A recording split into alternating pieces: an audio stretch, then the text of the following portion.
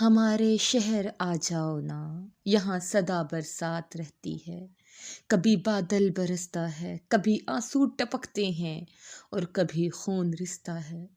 غمزدہ دلگیر وادی کشمیر، میری جنت کو مفاد پرستوں نے جہنم سے بدتر بنا رکھا ہے۔ ہر سو آگ، خاک و خون کا سما پیش کر رہی ہے، عزتیں لٹ رہی ہیں، گھر جل رہے ہیں اور لاشیں تڑپ رہی ہیں، آہ و نالے اٹھ رہے ہیں، مگر میری امت کا ابن قاسم سو رہا ہے۔ میری سمجھ میں نہیں آتا کہ فلک گیر آہ و نالوں میں طارق اور غزنوی کیسے سو سکتا ہے کہ میرا کشمیر روتا رہا، وادی چنار جل کر راکھ ہو گئی، ڈل جھیل انسانی خون سے سرخ ہے، کشمیر لہو رنگ ہے اور میرے جوان محو خواب ہیں۔